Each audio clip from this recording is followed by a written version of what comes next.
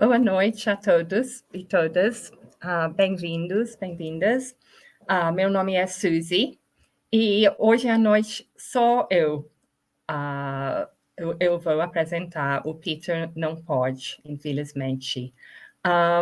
Eu vou falar inglês grande parte do tempo, mas vocês podem mandar perguntas em português e eu acho que eu vou responder só no final, porque eu nunca usei essa plataforma e eu acho que eu só consigo apresentar e depois responder. Mas, por favor, mandem os comentários, eu vou fazer tudo para atender aos pedidos. Então, o formato hoje, eu acho que é um pouco diferente do formato de outras disciplinas. Primeiro, vou mudar agora para inglês. So, in English, we don't really have content in the same way that you have in history or geography. We have some strategies, some techniques that can help you to do better in the English TPS. You already know that there are 7 questions in English, and each of them have 4 items. So 28 items that you need to answer in probably less than 30 minutes. I could be wrong about that because you may be much, much quicker in other areas, other subjects. And so you may have a little bit longer for English. But I guess I'm imagining that as you have 6 hours of TPS and 65 questions, you have, what did I work out? 5 minutes per question. So roughly half an hour for English. And we're supposing that you might have 3, 4, or 5 texts, fairly short texts, probably with 1 or 2 questions per text, given that it's a total of 7. And I'm going to share a screen now with a very short literary text and some questions. So I think the shared screen has come up. I'm going to make my screen full size. I don't know if that makes a difference for you watching it. I hope it's visible for everyone, though probably very small if you're on your phone. And my first piece of advice is you can easily get literary or historical or complicated text that you look at and you think, oh my goodness, I don't know where we are. I don't know what century. Who are these people? Where are we? Everybody will be feeling like that, not just you. And we suggest several techniques with a literary text. My first suggestion is that you read the entire thing. Most people do that anyway, but a few people prefer to look at questions first. And when it's a literary text, I prefer to read the whole thing. So I would read this text that we're looking at now, and I would first of all make sure that I know where it comes from. It's from a novel by Charles Dickens. I think actually in the exam, they would give you the date of the novel. So it's 1850 something. I'm not actually quite sure. I should have checked, but mid 19th century. You'd get the date, so you would not be that surprised, and you probably have heard of Charles Dickens. They tend not to give totally obscure names. And you read it and you try to work out, is it, is it just a narrative, or is there some sort of strange thing going on? Is there a lot of irony? But don't panic about any of these things yet, because we still have to see the questions. And I have 4 items here, and not giving you enough time to read the whole text, I'm going to look at the items. And they are of different types because I wanted to go through different types with you. The first item is the housekeeper thought her glasses might be responsible for the unremittingly damp view she has. Okay, reasonably okay vocabulary. And this is a mixture of fact and interpretation because there's the word might. We have to see what the housekeeper's doing and we have to kind of work out, does that match what the item says? So I'm scanning the text, and fortunately, quite near the beginning, I can see the word the old housekeeper. And so seeing that, I'm already thinking, okay, maybe this is the evidence. They do mention her again. She appears to be called Mrs. Rouncewell. And oh, it's already saying she's taken off her spectacles, which is another word for glasses, and cleaned them to make certain that the drops were not upon the glasses. So seeing this about her glasses, I'm already thinking this is my evidence. And she seems to have had a doubt that the drops, and we're talking about a lot of rain here in this descriptive passage, the drops were stuck to her glasses, and her glasses might be responsible for the very wet view she has. Now, it's not a perfect match, but it seems to me that there's enough there for me to interpret glasses, wet, housekeeper. And so I'm going to mark that C, almost certainly. In the next item, we have the view from the housekeeper's room shows trees that resemble humans playing a game of bowls. Now, I think the actual words here are fairly easy to understand, even if you don't know what a game of bowls is. Humans playing some game, and the trees look like humans. So I'm going to search. I still need the housekeeper in this item, but I also need to find trees. And I'm pretty sure this is a mixture of fact and a bit of interpretation by me because it's a sort of weird idea. So it's not just fact, because humans playing bowls, trees, same thing. How can that be?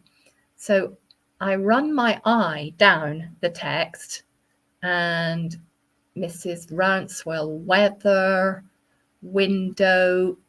Oh, she sits in her room in a side passage on the ground floor with an arched window. So that might be to do with the view, commanding a smooth quadrangle. Even if you're not sure what that means, I shall tell you it means it's looking over a square area. Adorned, and then there's a missing word, regular intervals with smooth round trees and smooth round blocks of stone, as if the trees were going to play at bowls with the stones. And I think that probably makes me mark this correct. The trees and blocks of stone, as if the trees were going to play at bowls with the stones. I'm pretty sure that means that's right.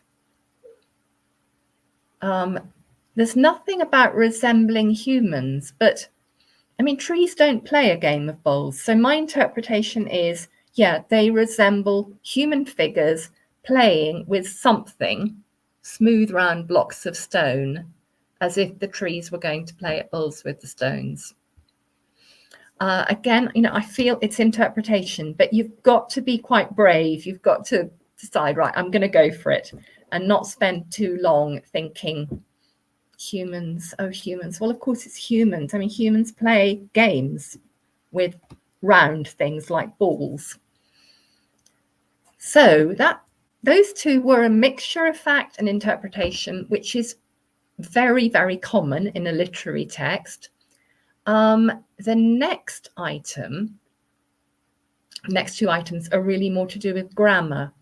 And with these, pure grammar, you kind of either know it or you don't, but you often can discover that you do know it by staying very calm and looking at the probabilities. So let's just see what this item is. They like in English TPS to give you, can I rewrite this like this? And here we have, weather affects Mrs. Rouncewell little. So I'm going to just highlight that phrase, weather affects Mrs. Rouncewell little. So not a difficult phrase. Weather is the subject, affects is the verb, Mrs. Rouncewell's the object, and then there's little, which is the adverb. Now, they're not asking me, is it an adverb? They just ask, can it be rewritten as weather affects Mrs. Rouncewell a little with no change in meaning? So if it's no change in meaning specified, that makes it much easier for you, because rewriting frequently will create some change in meaning. And the tiny word a in front of little makes quite a big difference. This is a sort of annoying little trick that TPS quite often has with grammar questions. The original weather affects Mrs. Rouncewell little is to show us that weather affects her almost not at all. That's what little means when it's got no a in front of it. In contrast, when you put a in front, it means a bit. So the first one was almost not affecting, and the second one affecting a bit. There is a change in meaning. So that was one of the, in some ways, easier replacements, because it wasn't lots and lots of vocabulary, and none of the vocabulary was difficult in itself. The fourth one was a very different kind, which is filling the gaps with prepositions. Now, you may never get one like this, but you may get an item with prepositions. And once again, it's almost a case of, well, either you know it or you don't. But, you know, there are possibilities. So if they say they can all be filled correctly by the preposition in, you only need to have a doubt about one of them to mark it E. And you just have to be brave and go for it. I'm going to look at the gaps. The house is there in all weathers. Does that fit?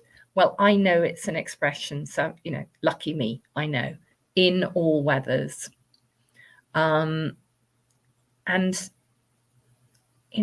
kind of looking at it and not being able to think of any other preposition that would go there, but I know it's easier for me because it's my language.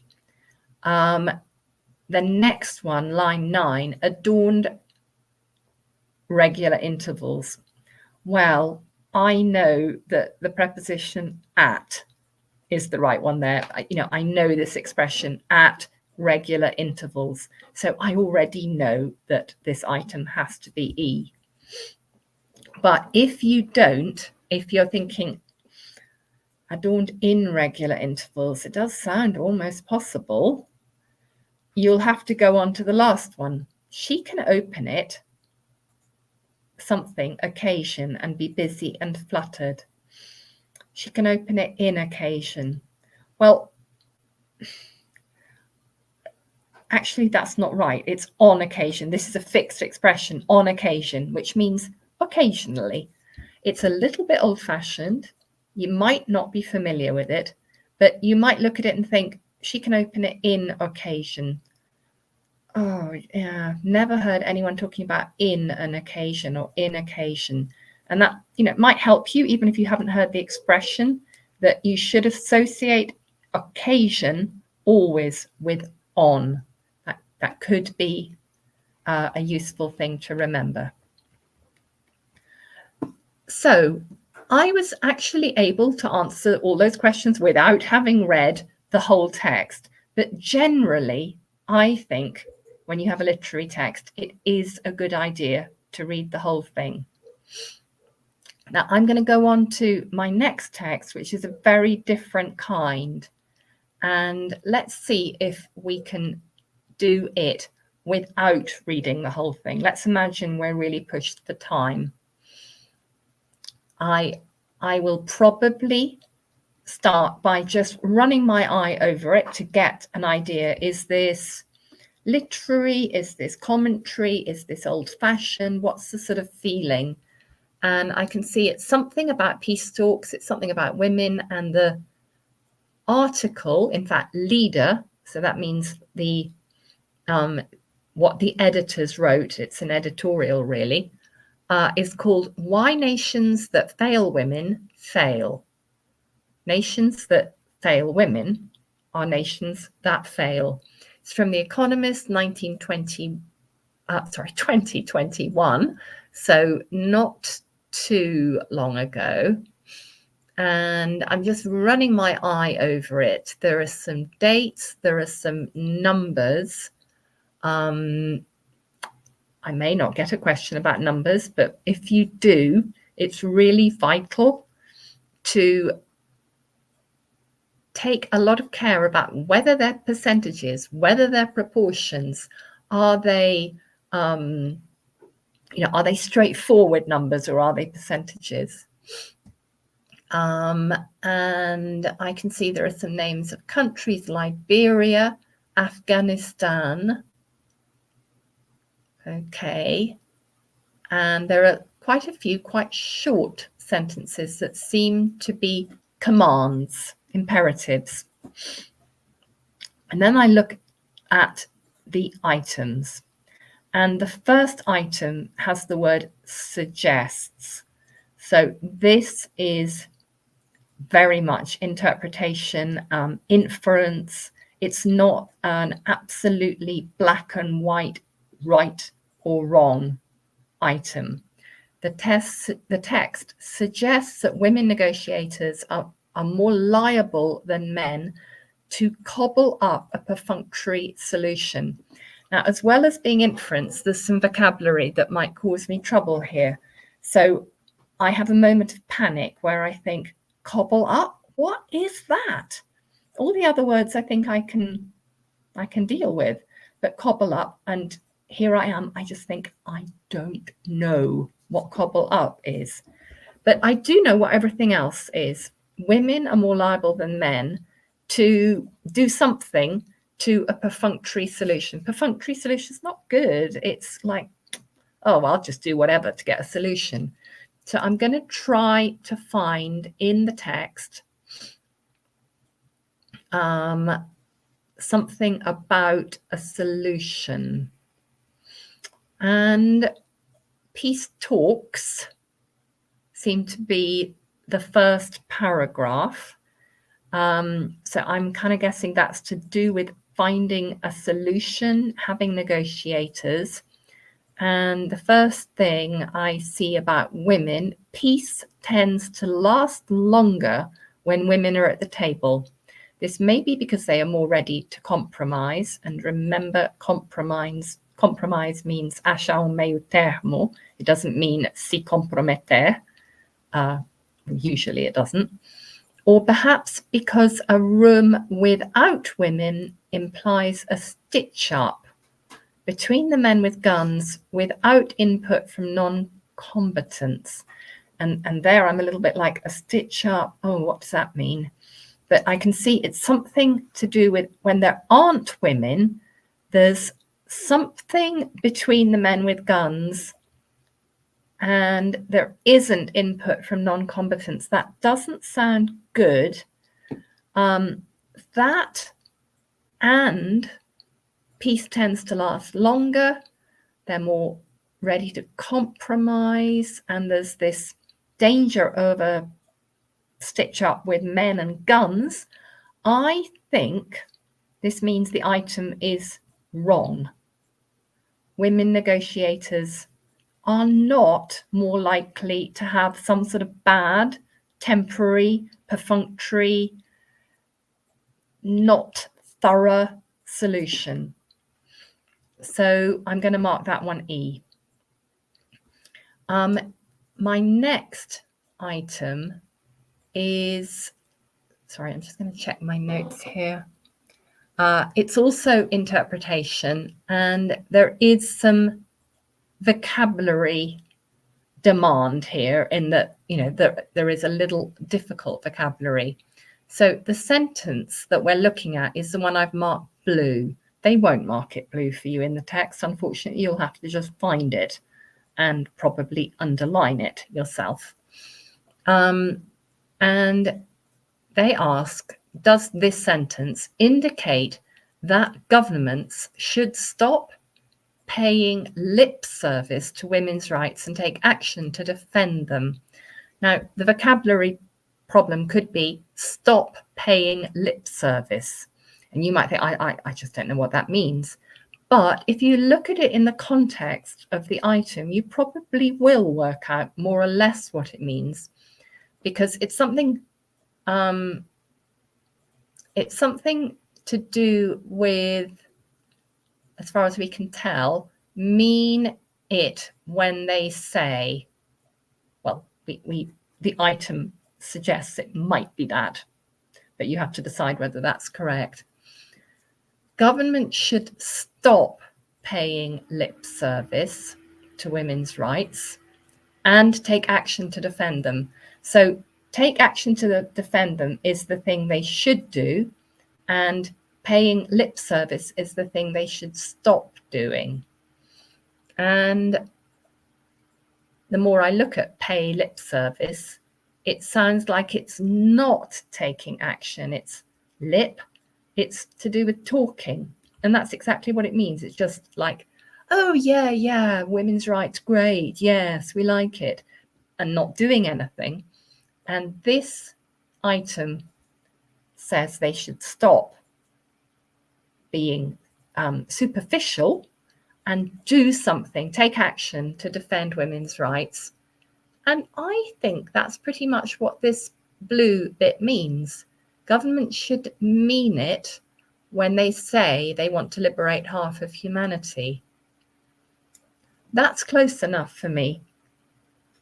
And I think I would defend that if I got the gabarito and they said it was wrong. I think I could match that, meaning what you say when you want to liberate half of humanity, women, in the context of the whole extract text and the item. I think that's a match, and we can't spend too long overthinking it. We have to go for it. We have to be brave in TPS. All right. The next one, item 3, is grammar. They quite often do ask you to kind of refer back to see that you have understood what's referring to what in the previous sentence. So this mainly just requires you to be really calm and look at the text. The item is in line 16. They probably won't give you the line. They'll say the last line of the first paragraph, but I'm giving you the actual line. Liberia got this right and ended a ghastly civil war. And what is that supposed to refer to? And they ask, does it refer to a stitch up?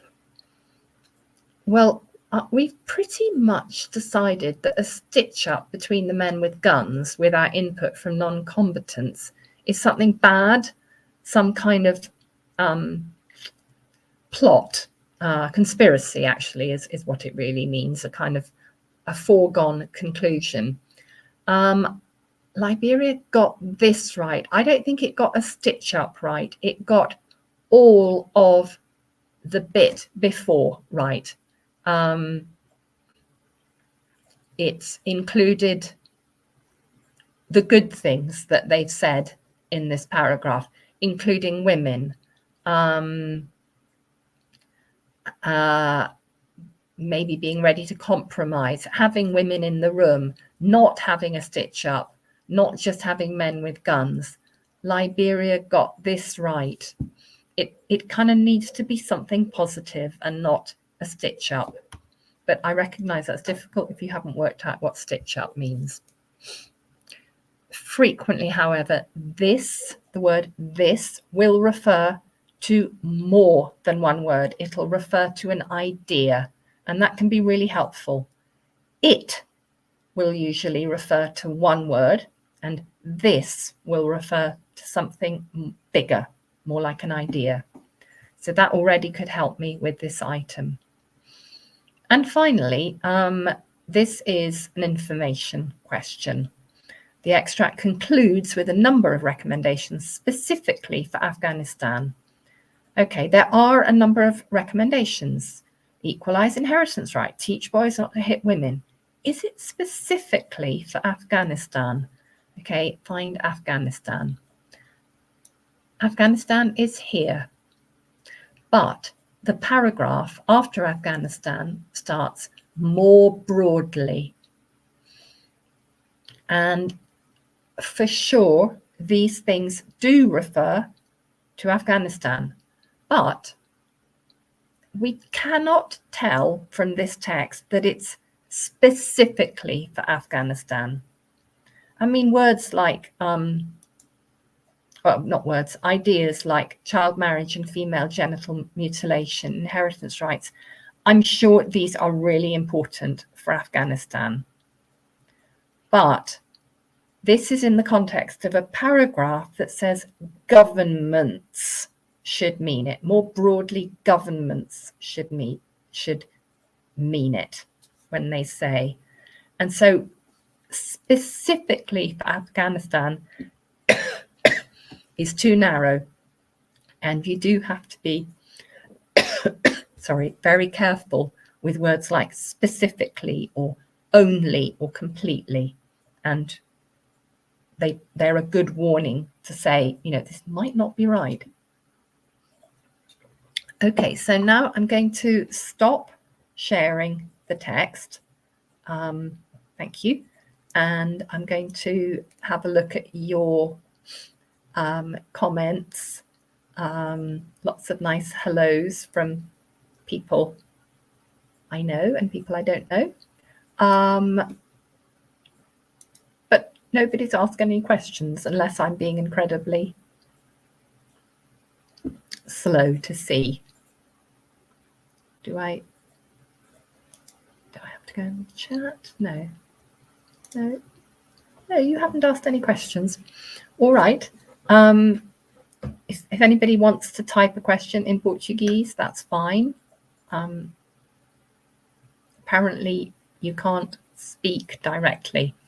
While you're thinking about that, just a few not quite final things to think about, because of course you've still got nearly 2 weeks. But as you probably know, being quite decisive while doing TPS is really important. And I'm always saying to my students, don't overthink. You do have to think, but try not to allow that feeling of, but it might not be right. Try not to let it take you over. Frequently, your first instinct with a question is right.